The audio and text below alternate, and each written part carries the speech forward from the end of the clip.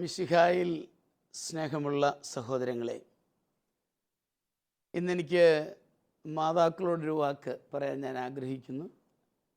തീർച്ചയായിട്ടും നിങ്ങളെത്ര ശ്രേഷ്ഠരാണ് എന്നുള്ളത് എൻ്റെ മനസ്സിലുണ്ട്. കാരണം ഈ കുടുംബ നിർമ്മിതിയിൽ മാതാക്കളുടെ പങ്ക് വളരെ വലുതാണ്. അതുകൊണ്ടാണ് ഞാൻ വളരെയേറെ ബഹുമാന്യരായി നിങ്ങളെ കരുതുകയാണ്. ഇപ്പം നമ്മളുടെ പെരുമാറ്റത്തിൽ ചില കൊച്ചു കാര്യങ്ങൾ എന്ന് പറയട്ടെ.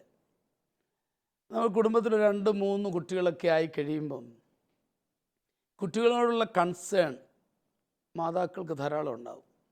അവരിലേക്ക് ശ്രദ്ധ തിരിയും. അത് തെറ്റൊന്നുമല്ല, കാരണം അവരുടെ കാര്യങ്ങൾ നോക്കണം. ഇങ്ങനെയൊക്കെ വരുമ്പോൾ അറിയാതെ, ബോധപൂർവമല്ല, അറിയാതെ നിങ്ങളുടെ ശ്രദ്ധ ഭർത്താവിൽ നിന്നും അല്പം അകന്നു പോകും. ഇപ്പം ഈ ഭർത്താവിനത് സ്വാഭാവികമായിട്ടും വിഷമമായിട്ട് മാറുന്ന സാഹചര്യങ്ങൾ കാണാൻ ഇടയായിട്ടുണ്ട്. അവർക്ക് വാസ്തവത്തിൽ അതും ബോധമനസ്സിൽ നിന്ന് വരുന്നതല്ല, ഉപബോധമനസ്സിൽ നിന്നും അവർക്ക് കുട്ടികളോടൊരു ചെറിയ അകൽച്ച.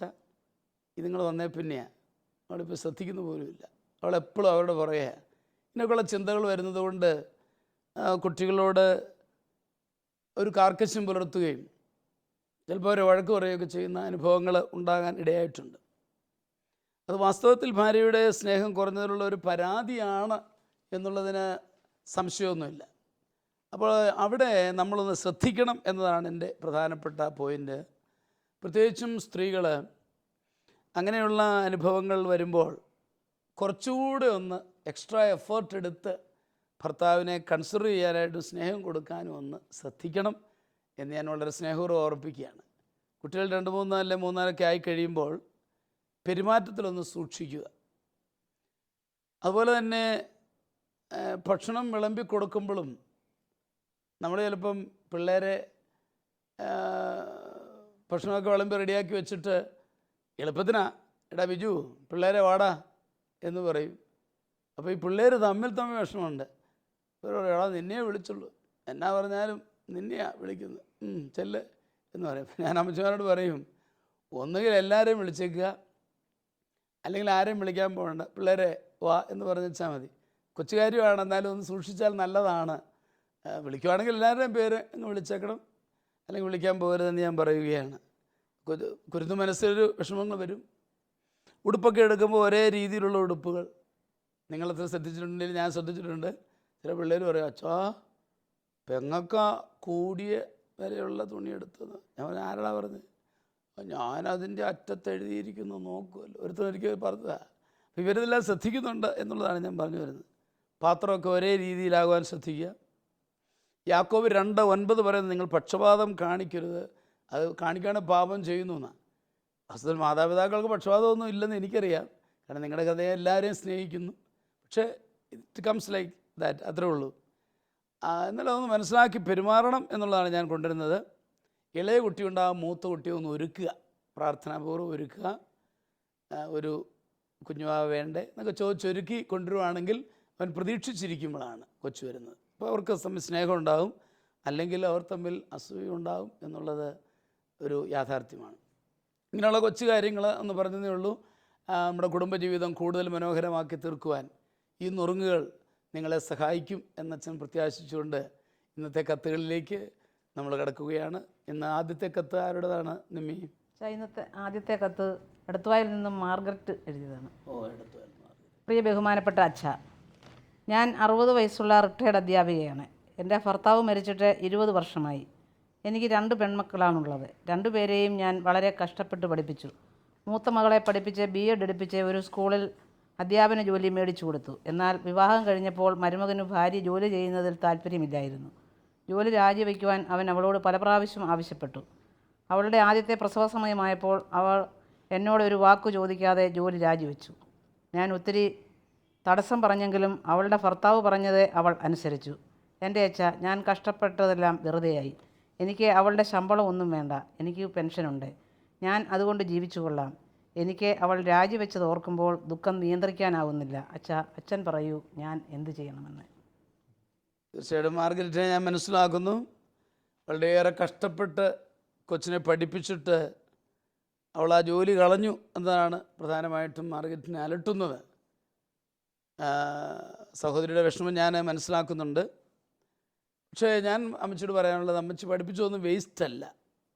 പഠിപ്പിക്കുന്നതെല്ലാം നമ്മൾ ജോലി കിട്ടാനാണ് എന്ന് കരുതേണ്ട ആവശ്യമില്ല. കാരണം എല്ലാറ്റിലും വലുത് അവരുടെ കുടുംബജീവിതമാണ്.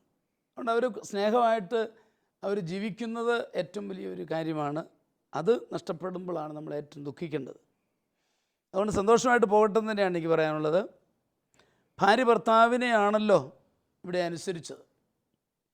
അത് തെറ്റാണെന്ന് പറയാൻ എനിക്കാവുന്നില്ല. അത് സന്തോഷപൂർവ്വം അനുസരിക്കുവാനായിട്ട് അമ്മച്ചി എന്ന നിലയിൽ മാർഗരറ്റ് പ്രേരിപ്പിക്കണം എന്നാണ് എനിക്ക് പറയാനുള്ളത്. അവർ പലതും ആലോചിച്ചൊരു തീരുമാനം എടുത്തതായിരിക്കും. നമുക്കത് തീരുമാനങ്ങളും ആലോചനയൊന്നും നമുക്കറിഞ്ഞുകൂടാ. അവർ നന്നായിട്ട് ആലോചിച്ചിട്ട് ഒരു തീരുമാനത്തിലെത്തിയെന്ന് നമ്മൾ പ്രതീക്ഷിക്കാം. അമ്മച്ചി മാർഗരറ്റിനോട് എനിക്ക് പറയാനുള്ളത്, പിണങ്ങരുത് അമ്മച്ചി, മകളെ അങ്ങ് വിട്ടുകൊടുത്തേര്. കാരണം മകളെ നമ്മൾ വളർത്തി വലുതാക്കി വിവാഹത്തിൽ ഏൽപ്പിച്ചതാണ്. അമ്മച്ചിയുടെ കടമ അമ്മ നിറവേറ്റി. അവൾ സ്വതന്ത്രമായി ജീവിക്കാൻ അനുവദിക്കുക. സ്വസ്ഥമായിട്ട് അവർ ജീവിക്കട്ടെ.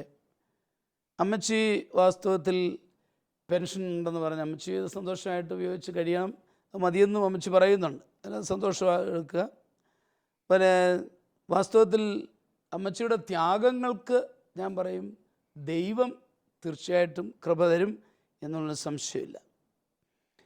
പുറപ്പാട് പുസ്തകം 2:9 നമ്മൾ കാണുന്നുണ്ട്. മോശ വളർന്നപ്പം വളർത്താൻ ആളില്ല. ചരിത്രം എല്ലാവർക്കും അറിയാവുന്നതുകൊണ്ട് ഞാൻ റിപ്പീറ്റ് ചെയ്യേണ്ട ആവശ്യമില്ല. അവിടെ പറയുന്നത്, ഈ മോശയുടെ അമ്മയെ തന്നെ കൊച്ചിനെ ഏൽപ്പിച്ചിട്ട് രാജ്ഞി പറഞ്ഞത്, നീ ഇവനെ എനിക്ക് വേണ്ടി വളർത്തുക, ഞാൻ നിനക്ക് കൂലി തരാം എന്നാണ്. ഓരോ അമ്മയോടും അപ്പനോടും ദൈവം പറയുന്നത് ഇങ്ങനെയാണ്, ഈ മക്കളെ എനിക്ക് വേണ്ടി വളർത്തുക, കൂലി ഞാൻ നിനക്ക് തരാം. എൻ്റെ പ്രിയപ്പെട്ട മാർഗരറ്റ് അമ്മച്ചി മനസ്സിലാക്കേണ്ടത്, കൂലി തരുന്നവൻ ദൈവമാണ്. അമ്മച്ചിയുടെ ത്യാഗവും അമ്മച്ചിയുടെ സ്നേഹവും ഒക്കെ ദൈവത്തിന് മുമ്പിൽ വലുതാണ്. അതുകൊണ്ട് അമ്മച്ചി ദൈവത്തിൽ നിന്നും ആ പ്രതിഫലം പ്രതീക്ഷിക്കാം എന്നാണ് എനിക്ക് പറയാനുള്ളത്. അതുകൊണ്ട് ദൈവത്തിന് അങ്ങ് വിട്ടുകൊടുത്തേക്കുക. നമ്മൾ അമ്മച്ചി മകൾ ഈ ജോലി എടുക്കണം, ആ ജോലി വേണം, അതിന് പണം സമ്പാദിക്കണം, അങ്ങനെയുള്ള കാര്യങ്ങളെല്ലാം വിട്ടിട്ട് അവർ ഭർത്താവും ഭാര്യയും കൂടെ ആലോചിച്ച് വളരെ സ്വതന്ത്രമായ തീരുമാനം എടുക്കട്ടെ. അവരനുസരിച്ച് മുന്നോട്ട് പോകട്ടെ, സന്തോഷമായി കുടുംബം നയിക്കട്ടെ എന്നാണ് എനിക്ക് പറയാനുള്ളത്. കുറച്ചുകൂടെ സ്വസ്ഥമായി മാർഗരറ്റ് അമ്മച്ചി സന്തോഷമായി മുന്നോട്ട് പോകണം എന്നാണ് എനിക്ക് പറയാനുള്ളത്. ടോമച്ചൻ എന്താ ഇതേപ്പറ്റി പറയാനുള്ളത്? എനിക്കതിനകത്തെ തീർച്ചയായിട്ടും അച്ഛൻ പറഞ്ഞത് അടിവരയിട്ടെന്നൂടെ പറയാൻ ഞാൻ, അവരുടെ ഈ കുടുംബജീവിതത്തിലേക്ക് അമ്മച്ചി ഒത്തിരി ഇടപെടാതിരിക്കുന്നതായിരിക്കും അമ്മച്ചിക്കും അവർക്കും നല്ലത്. പിന്നെ ഇതിനകത്തൊരു മനഃശാസ്ത്രവശം എൻ്റെ മനസ്സിലേക്ക് കടന്നു വരുന്നത്, 20 വർഷം മുമ്പ് കെട്ടിയവൻ മരിച്ചു. അപ്പോൾ ആ 20 വർഷം മുമ്പ് ഈ കൊച്ചു പക്ഷേ കുഞ്ഞായിരിക്കും. ഈ അമ്മ അത്രയും താലോലിച്ച് നിലത്ത് വെക്കാതെ വളർത്തിക്കൊണ്ടുവന്നു, വലിയ പ്രതീക്ഷയോടെ വീണ്ടെടുപ്പിച്ചു. ഒരു സ്കൂളിൽ ജോലിക്കും അമ്മയുടെ ആ പ്രഷറിൽ കൊണ്ട് ജോലിക്കും കയറ്റിയിട്ട് അതിൻ്റെ ഫലം അവരുള്ള എടുത്തില്ല എന്നതാ അമ്മയുടെ സങ്കടം. അപ്പം ഒരു പക്ഷേയെങ്കിൽ അമ്മയ്ക്ക് ഒത്തിരി പ്രതീക്ഷ ഈ മകളിലുണ്ടായിരുന്നു. ആ പ്രതീക്ഷകളെല്ലാം അവൾ തച്ചുടച്ച് കളഞ്ഞല്ലോ എന്നുള്ള ചിന്തയാ അമ്മയുടെ മനസ്സിൽ ഇത്രയും ഭാരമുണ്ടാക്കുന്നത്. അല്ലെങ്കിൽ കല്യാണം കഴിച്ചു, അവർക്ക് വേണ്ടെങ്കിൽ വേണ്ട, എനിക്കെന്നാ, ആ വിഷയത്തിലങ്ങ് തീരും. പക്ഷേ ഇവിടെ അമ്മ ഇങ്ങനെയുള്ള കാര്യങ്ങളിൽ അമ്മ ചെയ്തിരുന്നതൊക്കെ ഇങ്ങനെ ഓർത്ത് അതിന് പ്രതിഫലം ഇവിൽ നിന്ന് കിട്ടുമെന്നൊക്കെയുള്ള ഒരു കാഴ്ചപ്പാടൊരു വിഷയം അമ്മയുടെ മനസ്സിലുണ്ടായിരുന്നായിരിക്കും. അപ്പോൾ അതെല്ലാം തകർത്ത് കളഞ്ഞു. ചീട്ടുകൊട്ടാരം പോലെ അമ്മയുടെ സ്വപ്നങ്ങളെ വീണ്ടും തകർത്ത് കളഞ്ഞവളാണ് ഇവള്. അത് അവളോടും അവനോടും അവരെ ഉൾക്കൊള്ളാനുള്ള ഒരു പ്രയാസം അത് അമ്മയുടെ മനസ്സിൽ ഭാരമായിട്ട്, ഇനി ഇത് കൊണ്ടു നടന്നാൽ അമ്മ രോഗത്തിലേക്ക് പോകും. കാരണം പ്രായവും കൂടായി. ഈ ഭാരം മനസ്സ് വെച്ചുകൊണ്ടിരുന്ന് രോഗിയായിട്ട് എന്നും ഈ പിള്ളേരെ ശപിച്ച് ആ പിള്ളേരെ കുറ്റപ്പെടുത്തി ആ പോകുന്നത് ഇന്ന് ഈ കേൾക്കുന്ന നിമിഷത്തിൽ അമ്മച്ചി കേൾക്കുന്നുണ്ടെങ്കിൽ ഇവിടെ നിർത്തണമെന്നാണ് എനിക്ക് പറയാനുള്ളത്. ഇനി മേലാൽ ഇത് ഓർത്ത് ദുഃഖിക്കരുത്. അത് വളരെ നിർബന്ധപൂർവം എൻ്റെ ദൈവം എന്നെ ഏൽപ്പിച്ച ജോലി ഞാൻ പൂർത്തീകരിച്ചു, ക്ലോസ്. പ്രതിഫലം തരുന്നവൻ കർത്താവ്. അത് കർത്താവിൻ്റെ കാര്യങ്ങൾ ഏൽപ്പിച്ചു കൊടുത്ത് അമ്മ സ്വതന്ത്രയാകണം എന്ന അഭിപ്രായമായിട്ടുള്ളത്. തീർച്ചയായിട്ടും ഇപ്പോൾ നമ്മൾ ഇനിയും അതിനെപ്പറ്റി ഒരു ടെൻഷൻ വേണ്ട, തമ്പുരാന് വിട്ടുകൊടുത്തേക്കുക. പിന്നെങ്കിലും ടോംസൺ സൂചിപ്പിച്ച പോലെ തന്നെ ഇത്രയും പ്രതീക്ഷയോടെ വളർത്തിയോണ്ട് വിഷമമുള്ള കാര്യമാണ്. എങ്കിലും ആ വിഷമങ്ങളെ എടുത്തു മാറ്റാൻ കർത്താവിന് കഴിയും എന്ന് നമുക്ക് വിശ്വസിക്കാം. അടുത്ത ദിവസത്തെ വിശുകുർബാനയിൽ ഈ വിഷയം അമ്മ അങ്ങോട്ട് സമർപ്പിക്കുക. കാസായും ബില്ലാസായും എടുക്കുമ്പം ഇതങ്ങോട്ട് വെച്ചു കൊടുത്തിട്ട് അമ്മ കർത്താവിന് സമർപ്പിച്ചു, മാർഗരറ്റ് അമ്മയ്ക്ക് ആശ്വാസം ദൈവം തരും. ഓ, തീർച്ചയായിട്ടും. നിങ്ങൾക്ക് എന്താ അതേപ്പറ്റി പറയാനുള്ളത്? എനിക്ക് പറയാനുള്ളത്, മാർഗരറ്റ് അമ്മച്ചി ഒത്തിരി പ്രതീക്ഷയുണ്ടായിരുന്നു മക്കളിൽ നിന്നും. പക്ഷേ പെൻഷൻ ഉള്ളത് കൊണ്ട് അമ്മച്ചി അതുകൊണ്ട് ഞാൻ ജീവിക്കുന്നത്, എനിക്ക് അവരുടെ ഒന്നും വേണ്ട എന്ന് പറയുന്നുണ്ട്. അപ്പം പെൻഷൻ കൊണ്ട് അമ്മച്ചി തൃപ്തിപ്പെട്ട് സന്തോഷമായിട്ട് ജീവിക്കട്ടെ. പക്ഷേ മകള് ഭർത്താവിനെ വിധേയപ്പെടേണ്ടവളും അനുസരിക്കേണ്ടവളും. അപ്പം ഭർത്താവിനെ അനുസരിച്ചത് അവളുടെ കുടുംബജീവിതത്തിൽ ഏറ്റവും ഭംഗിയായി. അവരുടെ കുടുംബജീവിതം ധന്യമാണ്. പക്ഷേ ഞാൻ പറയുന്നു, നമ്മുടെ ജീവിതം കർത്താവിനെ ഫലമേൽപ്പിക്കുക. അപ്പം കർത്താവ് നോക്കിക്കൊള്ളും സകലതും. അപ്പം മാർഗരറ്റ് അമ്മച്ചി കർത്താവിനെ തൻ്റെ ജീവിതം ഫലമേൽപ്പിച്ചുകൊണ്ട് മുന്നോട്ട് പോവുകയാണെങ്കിൽ കർത്താവ് നോക്കിക്കൊള്ളും എന്നുള്ള വിശ്വാസത്തോട് മുന്നോട്ട് പോയാൽ അമ്മച്ചിക്കും സമാധാനത്തിൽ ജീവിക്കാൻ പറ്റും. അപ്പോൾ കർത്താവിൽ ശരണപ്പെട്ടുകൊണ്ട് കർത്താവിൻ്റെ പരിപാലനയിൽ വിശ്വസിച്ചുകൊണ്ട് മാർഗരറ്റ് അമ്മച്ചി പ്രശ്നത്തെ കൈവഴിയണം എന്ന് തന്നെയാണ് നമ്മൾ മൊത്തമായിട്ട് ഇപ്പോൾ പറയുന്നത്. മാർഗരറ്റ് അമ്മച്ചിയോട് എനിക്ക് പറയാനുള്ളത് അതാണ്.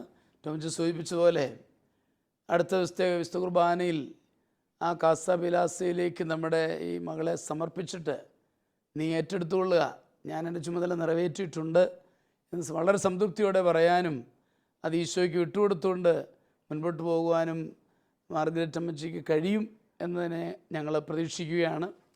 അതുപോലെ തന്നെ മാർഗരറ്റ് അമ്മച്ചിയുടെ ആ ജീവിതത്തിൽ കൂടുതലായിട്ട് ദൈവം ഈ ത്യാഗങ്ങൾക്കെല്ലാം പ്രതിഫലം തരും. അതുകൊണ്ട് ഒട്ടും ദുഃഖിക്കേണ്ട ആവശ്യമില്ല. ഞങ്ങൾ പ്രാർത്ഥിക്കും. അമ്മച്ചിയും കൂടെ സഹകരിക്കുമ്പോൾ കാര്യങ്ങൾ ഭംഗിയാകും എന്നുള്ള സംശയമില്ല.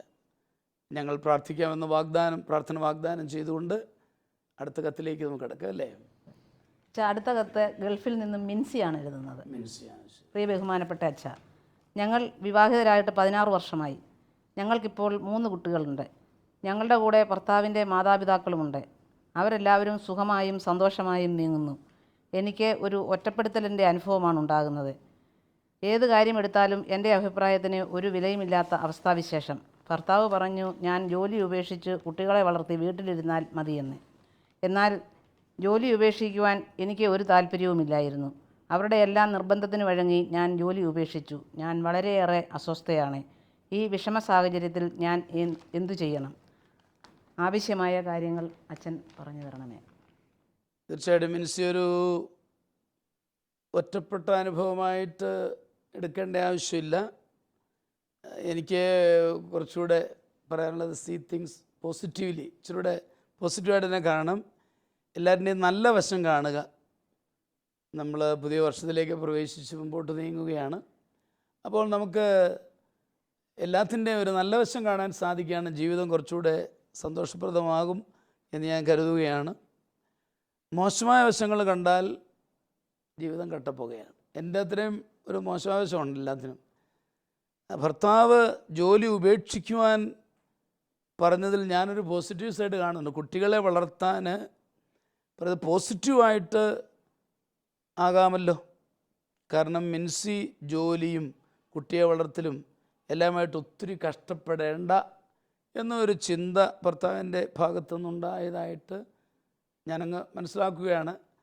കാരണം കുട്ടികളെ നോക്കണം, അത് ഒഴിവാക്കാൻ പറ്റത്തില്ല. ഇതിനിടയ്ക്ക് പോയി ജോലി ചെയ്യണം, എല്ലാം കൂടെ കിടന്ന് കഷ്ടപ്പെടേണ്ട, ജോലി ഉപേക്ഷിക്കുക, കുട്ടികളെ നോക്കി ഞാൻ കൂടുതൽ അധ്വാനിക്കാം എന്നുള്ളൊരു ചിന്ത, അതിനകത്ത് പോസിറ്റീവ് സൈഡുണ്ട്. അത് മനസ്സിലാക്കണമെന്നാണ് എനിക്ക് പറയാനുള്ളത്. ഏതായാലും ജോലി വിട്ടു കഴിഞ്ഞു, ഉപേക്ഷിച്ചു എന്ന് പറഞ്ഞിട്ടുണ്ട്. ഇനി സംതൃപ്തിയോടെ കുടുംബാംഗങ്ങളോടൊത്ത് ചേരണമെന്നാണ് എനിക്ക് പറയാനുള്ളത്. കുടുംബത്തിൽ കുട്ടികൾക്ക് വളരെയേറെ ശ്രദ്ധ കൊടുക്കേണ്ട ഒരു കാലഘട്ടമാണ് ഈ ചെറുപ്പ കാലഘട്ടങ്ങൾ. എന്നോട് ചില യുവാക്കളൊക്കെ പറയുന്നുണ്ട്, എനിക്ക് ഒരു കത്തൻ്റെ ഇരിപ്പുണ്ട്, ഈ മാതാപിതാക്കളോട് അച്ഛൻ സംസാരിക്കുമ്പം അച്ഛൻ ദയവ് ചെയ്ത് പറഞ്ഞു കൊടുക്കണം, അവർ വിദേശത്ത് പോയി ജോലി ചെയ്ത് പണം ഉണ്ടാക്കുന്നതല്ല ഞങ്ങൾക്ക് ആവശ്യം, അവരുടെ സാന്നിധ്യമാണ് ഞങ്ങൾക്ക് ആവശ്യം. കുറേ ഒത്തിരി കുട്ടികളുണ്ട്. അപ്പോൾ ഈ കുട്ടികൾക്ക് അമ്മയുടെ സാന്നിധ്യം ഒത്തിരി ഉപകാരപ്രദമാകും എന്നുള്ള സംശയമില്ല. മാത്രമല്ല മിൻസി അത് നമ്മുടെ കടമയാണ് എന്നുള്ളതും കൂടെ ഞാൻ ഓർമ്മിപ്പിക്കുകയാണ്. കൊച്ചുങ്ങളെ നന്നായിട്ട് വളർത്തിയെടുത്ത് മുമ്പോട്ട് കൊണ്ടുപോകേണ്ടത് മിൻസിയുടെ ദൈവം ഏൽപ്പിച്ച ഒരു ചുമതലയാണ്, പ്രാഥമികമായ ചുമതലയാണ്. അത് നന്നായിട്ട് ചെയ്യണം എന്നേ എനിക്ക് പറയാനുള്ളൂ. മിൻസിക്ക് മാത്രമേ ഇത് ചെയ്യാൻ പറ്റത്തുള്ളൂ. ഇനി മിൻസിയുടെ ഈ റോൾ എടുക്കാൻ വേറെ ആൾ നമുക്ക് അപ്പോയിൻറ്റ് ചെയ്യാൻ പറ്റത്തില്ല. മിൻസിയുടെ റോള് ഭർത്താവിന് ചെയ്യാൻ പറ്റത്തില്ല. എന്നാൽ ഒരു അമ്മയ്ക്ക് മാത്രമേ അത് പറ്റത്തുള്ളൂ. അതുകൊണ്ട് മിൻസി ആ വലിയ കടമ നിറവേറ്റുന്നതിൻ്റെ സംതൃപ്തിയോടെ മുൻപോട്ട് പോകണം. തിന്മയെ നന്മ കൊണ്ട് ജയിക്കണമെന്ന് മത്തായിയുടെ സുവിശേഷം 5-ാം അധ്യായം 38 മുതൽ 42 വരെ വിവരിക്കുന്നത് നമുക്കെല്ലാവർക്കും അറിവുള്ളതാണ്. അപ്പം മിൻസിന് സന്തോഷത്തോടെ ഇത് സ്വീകരിച്ച് സന്തോഷമായി നീങ്ങണം. ദൈവം തീർച്ചയായിട്ടും ശക്തി തരുമെന്ന് എനിക്ക് ഉറപ്പാണ്. ഭർത്താവിനെ അനുസരിക്കുമ്പോൾ ദൈവത്തെ അനുസരിച്ചതുപോലെ തന്നെയാണ്. എന്നാൽ ദൈവം നമുക്ക് തന്ന ജീവിത പങ്കാളിയാണ്. അപ്പോൾ ഇത് നിങ്ങളെ തമ്മിൽ കൂടുതൽ അടുപ്പിക്കുകയും നല്ല കുടുംബം രൂപപ്പെടുത്തുവാൻ നിങ്ങളെ സഹായിക്കുകയും ചെയ്യുമെന്ന് എനിക്ക് മിൻസിയോട് പറയാനുണ്ട്. കാരണം ഭർത്താവിനപ്പോൾ ഒരു സന്തോഷം കണ്ടോ, അവളെ സന്തോഷപൂർവ്വം സ്വീകരിച്ചു. അവളെ കൂടുതൽ സ്നേഹിക്കാൻ ആ ഭർത്താവിന് ഒരു ഉൾപ്രേരണ ഉണ്ടാകും. ഇങ്ങനെ ആ കുടുംബജീവിതം ഏറെ മനോഹരമായി തീരുവാൻ ദൈവം രൂപപ്പെടുത്തിയ ഒരു പദ്ധതിയായിട്ട് എനിക്ക് മനസ്സിലാവുകയാണ്. അങ്ങനെ മിൻസിനെ സ്വീകരിക്കണമെന്നാണ് എനിക്ക് പറയാനുള്ളത്. ഇതേപ്പറ്റി എന്താണ് നിമിക്ക് പറയാനുള്ളത്? എനിക്ക് പറയാനുള്ളത് ഏകതാ മനോഭാവം നന്നല്ല. കർത്താവ് തന്നെ പറഞ്ഞത് നിങ്ങൾ ഏകനായിരിക്കുന്നത് നന്നല്ല എന്ന് പറഞ്ഞാണല്ലോ വിവാഹം തന്നെ രൂപപ്പെടുത്തിയതും കുടുംബജീവിതത്തിലേക്ക് മനുഷ്യരെ പ്രവേശിപ്പിച്ചിരിക്കുന്നതും. അപ്പം വിവാഹ ജീവിതത്തിലേക്ക് പ്രവേശിക്കുന്ന ഒരു സ്ത്രീ തൻ്റെ ഭർത്താവിനെയും അവരുടെ മാതാപിതാക്കളെയും നോക്കി അവർക്ക് വേണ്ട ശുശ്രൂഷകളൊക്കെ ചെയ്ത് ജീവിക്കുകയാണെങ്കിൽ ഈ ഒറ്റപ്പെടുത്തലൊക്കെ മാറി ആ കുടുംബത്തിലെ പ്രധാന വ്യക്തിയായിട്ട് മിൻസിക്ക് മാറുവാൻ സാധിക്കും. അവരെ സ്നേഹിച്ച് അവരുടെ കാര്യങ്ങളൊക്കെ വേണ്ടത്ര ശുശ്രൂഷ ചെയ്യുമ്പോൾ എത്രയാണേലും ഒരു മാതാപിതാക്കളോ അല്ലെങ്കിൽ ഭർത്താവും അതിന് വിലങ്ങുതടിയായി നിൽക്കുകയില്ല. അവൾക്ക് ആ കുടുംബത്തിൻ്റെ പ്രധാന വ്യക്തിയായി തന്നെ മാറാൻ പറ്റും. അപ്പോൾ ഒരു ഭർത്താവിനെ അനുസരിച്ച് അവന് വിധേയപ്പെട്ട് ജീവിച്ചതിൽ തെറ്റൊന്നുമില്ല. അവളുടെ ജോലിയല്ലല്ലോ പ്രധാനം, കുടുംബജീവിതമാണ് ഇവിടെ പ്രധാനം. അതുകൊണ്ട് ആ കുടുംബജീവിതത്തിൽ ഭർത്താവിനെ അനുസരിച്ച് അവന് വിധേയപ്പെട്ടും ജീവിച്ച് മുന്നോട്ട് പോവുക എന്നാണ് എൻ്റെ അഭിപ്രായം. അപ്പോൾ എനിക്ക് നല്ലൊരു ശമ്പളമുള്ളൊരു ജോലി ഉണ്ടായിരുന്നു, അത് ഞാൻ ഉപേക്ഷിക്കണമെന്ന് പറഞ്ഞതാണ് മിൻസിയെ വളരെ വിഷമിപ്പിച്ചത്. അപ്പോൾ അങ്ങനെ ഒരു സ്വതന്ത്ര ചിന്താഗതി പാടില്ലെന്നാണോ നിമ്മി പറയുന്നത്? പണം ഉണ്ടായാൽ മാത്രം പോരല്ലോ, കുടുംബജീവിതത്തിൽ സമാധാനം വേണ്ടേ? നമ്മൾ വേറെ പണം ഉണ്ടാക്കിയാലും അതിൽ നിന്ന് സമാധാനമില്ലെങ്കിൽ പിന്നെ നമ്മൾ ഇതെല്ലാം സമ്പാദിച്ചിട്ട് കാര്യമില്ലല്ലോ. അപ്പം സമ്പത്തിൽ ആശ്രയിക്കുന്നതിനേക്കാൾ നല്ലത് ദൈവത്തിൽ ആശ്രയിക്കുന്നതാണ് നല്ലത്. അപ്പം ഭർത്താവിന് വിധേയപ്പെട്ട് ജീവിക്കുക, അതാണ് കുടുംബജീവിതത്തിൽ സ്വസ്ഥതയും സമാധാനത്തിനും. അങ്ങനെ സന്തോഷമായിട്ട് പോകാം, അങ്ങനെ സന്തോഷമായിട്ട് പോകാം. Okay okay. ടോമിസൺ എന്താണ് അതേപ്പറ്റി പറയാനുള്ളത്? എനിക്ക് അതേപ്പറ്റി പറയാനുള്ളത്, കുടുംബം ഒരു കൂട്ടായ്മ, ആ ഒരു ബോധ്യം ഈ മകൾക്ക് ഇല്ലാതെ പോകുന്നുണ്ടോ എന്നൊരു സംശയം. ഇതൊരു കൂട്ടായ്മയാണ്. ആ ഒരു ദൗത്യത്തിലെ പ്രധാന പങ്കാളിയാണ് ഈ മകള്. 128-ാം സങ്കീർത്തനത്തിൽ പറയുന്നത് ഭാര്യ ഫലസമൃദ്ധമായ മുന്തിരിവള്ളിയാണ്. അപ്പം ഭാര്യ എന്നുള്ള നിലയ്ക്ക് ആ കുടുംബത്തിലെ ഫലസമൃദ്ധമായ മുന്തിരിവള്ളിയാണ് ഞാൻ എന്ന ബോധ്യം ഈ മകൾക്ക് ഇല്ല. അവൾ ഒറ്റപ്പെടൽ ഇവിടെ അനുഭവിക്കുന്നു എന്നൊക്കെ പറയുന്നത് ആ കൂട്ടായ്മയിൽ നിന്ന് വേറിട്ട് നിൽക്കുന്നത് കൊണ്ടാണ്. ദൈവം മനോഹരമായിട്ട് സൃഷ്ടിച്ചിരിക്കുന്ന നമ്മുടെ കുടുംബജീവിതം അത് സ്നേഹത്തിൻ്റെ കൂടാരമാണ്, പങ്കുവെക്കലിൻ്റെ കൂടാരമാണ്, പങ്കുചേരലിൻ്റെ കൂടാരമാണ്. ഈ ബോധ്യത്തിൽ സന്തോഷത്തിൻ്റെ തിമിർപ്പിൽ ആ കുടുംബത്തെ കൊണ്ടുപോകാൻ ജോലിയുടെ വിട്ടു നിൽക്കുമ്പം തീർച്ചയായിട്ടും എല്ലാം ഒരു പൂമ്പാറ്റയെ പോലെ, ഒരു മാലാഖയെ പോലെ ആ അമ്മയ്ക്കും ആ കുടുംബത്തിലുള്ളവർക്കും ഒക്കെ ശുശ്രൂഷ ചെയ്ത് വളരെ മനോഹരമായിട്ട് ആ കുടുംബത്തെ കൊണ്ടുപോകാൻ പ്രിയപ്പെട്ട മകൾക്ക് സാധിക്കും. ഞാൻ ആ പേരങ്ങ് മറന്നുപോയി, ബിൻസിക്ക് സാധിക്കും. അതിന് ഈശോയോട് ചേർന്നുകൊണ്ട് മിൻസി ആ ഒരു തലം ഇന്ന് മുതൽ അങ്ങനെ ഒരു ചിന്തയിലേക്ക് തിരിച്ചു വരട്ടെ. ഞാൻ ഈ കുടുംബത്തിൻ്റെ വിളക്കാണ്, ഈ കുടുംബത്തിൻ്റെ എല്ലാം നാടി ഞാൻ വഴിയായിട്ട് ഈ കുടുംബം ഒരു നല്ല പ്രകാശ ഗോപുരമാകണം. ഈ കൂട്ടായ്മ വളരണം. പങ്കുവെക്കലിൻ്റെയും പങ്കുചേരലിൻ്റെയും കൊടുക്കലിൻ്റെയും വാങ്ങലിൻ്റെയും എല്ലാ സ്നേഹത്തിൻ്റെ കൂടാരമായിട്ട് അതിനെ മാറ്റാൻ മിൻസിക്ക് പറ്റും. ഈ നിസ്സാരപ്പെട്ട വിഷയങ്ങളൊക്കെ കളഞ്ഞിട്ട് ഒരു ശകലം സമയം ഈശോയുടെ അടുത്ത് കുത്തിയിരുന്ന്, എൻ്റെ പൊന്നു തമ്പുരാനെ, എന്നെ പറ്റിയുള്ള നിൻ്റെ പദ്ധതി എന്താ, എന്നെ കാണിച്ചു തരണമേ എന്ന് ഹൃദയപൂർവ്വം ആഗ്രഹിച്ചുകൊണ്ട് ഏത് ഗൾഫിലാണല്ലോ ആ ഗൾഫിൽ ആ തൻ്റെ മുറിയിൽ കുത്തിയിരുന്നു കൊണ്ട് പ്രാർത്ഥിച്ചു കഴിഞ്ഞാൽ തമ്പുരാൻ വിടുതൽ തരും. സന്തോഷത്തോടെ പോകാം, മിടുക്കിയായിട്ട് ആ കുടുംബത്തിലെ എല്ലാവരുടെയും കണ്ണിലുണ്ണിയായിട്ട് വളരാം. അപ്പം മിൻസി എനിക്ക് മനസ്സിലായത് പ്രതീക്ഷിച്ചിടത്തോളം സ്നേഹം ഇവരിൽ നിന്നും കിട്ടുന്നില്ല. അപ്പോൾ അതുകൊണ്ടുള്ള ഒരു മനസ്സിൻ്റെ വിഷമമുണ്ട്. അതാണ് ഈ കത്തെഴുതിയതിൻ്റെ ടോമിച്ചൻ പറയുന്നത്, എനിക്ക് സ്നേഹം കിട്ടുന്നില്ല എന്നുള്ള മനോഭാവം ഉപേക്ഷിച്ചിട്ട് എനിക്ക് സ്നേഹത്തിൽ ഇവരെ നേടിയെടുക്കാം, ഞാനതിൻ്റെ ഒരു കേന്ദ്രമായി പ്രവർത്തിക്കണം എന്നുള്ള ഒരാശയമാണ് ടോമിച്ചൻ വയ്ക്കുന്നത്. തീർച്ചയായിട്ടും ഇതൊരു വലിയ കാര്യമാണ്. അങ്ങനെ എടുക്കാൻ മിൻസിക്ക് സാധിക്കുന്നെങ്കിൽ സാധിക്കണം. അതിനാണ് ടോമിച്ചനൊരു പ്രാർത്ഥന സജസ്റ്റ് ചെയ്യുന്നു. തീർച്ചയായിട്ടും പ്രാർത്ഥനാപൂർവ്വം കർത്താവിൽ ശക്തി സ്വീകരിച്ചുകൊണ്ട് ഈ കുടുംബത്തെ കൂടുതൽ സ്നേഹത്തിലും സന്തോഷത്തിലും ആക്കാനായിട്ടും കുറച്ചുകൂടെ കാര്യങ്ങൾ പോസിറ്റീവായിട്ട് കണ്ടുകൊണ്ട് എല്ലാത്തിൻ്റെയും പുറകിൽ നന്മയുണ്ട്, ഭർത്താവിൻ്റെ സ്നേഹമാണ് ഇതിൻ്റെ എല്ലാം പുറകിൽ എന്ന് കണ്ടുകൊണ്ട്, ഒരുപക്ഷെ ഇപ്പോൾ ഒരു എക്സ്പീരിയൻഷനായിട്ട് മിൻസിക്ക് അത് അത്രയും ഫീൽ ചെയ്യുന്നില്ല, എങ്കിലും കൂടുതൽ സ്നേഹത്തോടെ മുൻപോട്ട് പോകാനുള്ള ഒരു മനോഭാവം രൂപപ്പെടുത്തിയെടുക്കുവാൻ മിൻസി അങ്ങേയറ്റം പരിശ്രമിക്കണം എന്നുള്ളതാണ് പറയാനുള്ളത്. അങ്ങനെ ഒരു സ്നേഹത്തിൻ്റെ അനുഭവം ഉണ്ടാവുകയാണെങ്കിൽ കുടുംബജീവിതങ്ങൾ പൊതുവെ സന്തോഷപ്രദമായിട്ട് പോകുവാൻ ഇടയാവും നമുക്ക് പ്രതീക്ഷിക്കാം.